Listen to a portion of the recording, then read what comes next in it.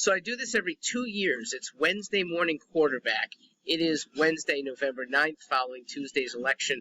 And in California, though, it was an 11-day election.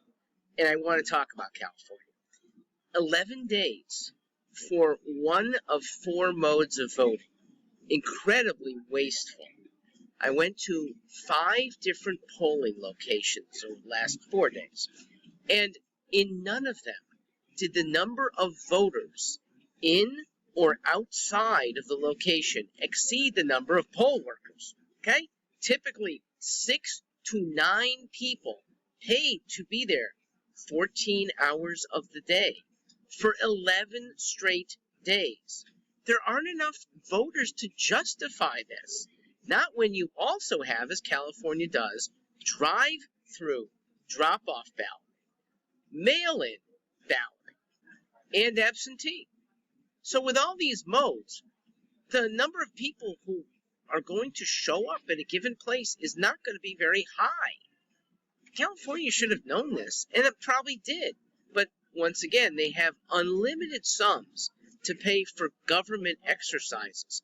And here they have some 11-day employees, 15-day if you include all the trainings that they do. So it's another hook to yet another segment of people who become co-opted by the government at our expense. What expense? By my calculation, because the number of voters at Yorba Linda, for example, was a precinct that I counted for a full Saturday before the election, fewer than 100 people. Okay? The cost of paying those poll workers for that day would come to $20 per voter. It's a lot of money. Not many government things actually cost $20 per elector.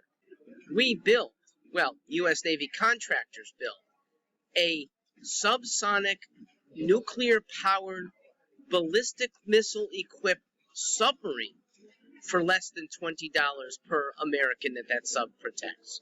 So it's a fairly big expense that they're putting for something that I think is unwise in the first place. I'm a fan of traditional, one-day, single-day election day voting, and that makes it special. It makes it almost holy. It certainly makes it patriotic to reduce your activity of the norm and every 2 years join with other Americans, other neighbors, and vote in a civic exercise. We've diluted that. COVID restrictions diluted it even more. You can go back. It's hard. There's only 4 states left that have same-day voting, and there's agitation there to get rid of them. I hope they'll hold the line. Speaking of the line, there is a line from the northwest corner of the 48 up in Bremerton, Washington, all the way down to Chula Vista, the bottom of San Diego. It is a line occupied by blue congressional seats, and that, unfortunately, is now a solid line. It looks like the one holdout, Michelle Steele, the one Republican from Seal Beach, California, with a red seat bordering the Pacific, it looks like she lost last night. Okay, she lives not too far away from here.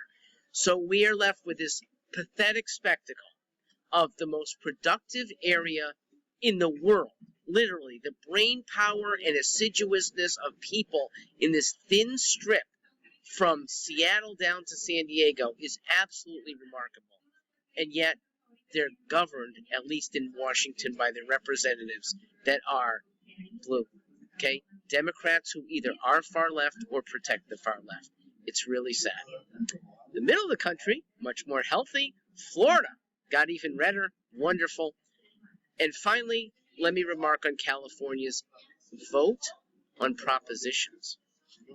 One of them was remarkably thrashed.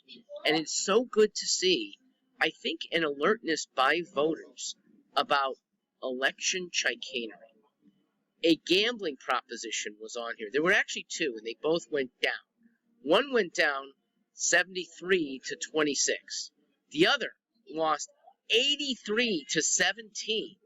And it was in part because big gambling interests out of Vegas and even bigger investor-backed DraftKings, for example, they called the measure one to protect against homelessness, fund permanent solutions against housing problems in California, when it was basically about permitting gambling to kids on mobile devices anywhere in the state. That's what it was about, and enough voters saw through to it for like the biggest margin I've ever seen on a proposition. So good for California voters to have said no to chicanery and to gambling pervasive. I'm Mark Greenstein. Thanks for listening here. Have a good morning.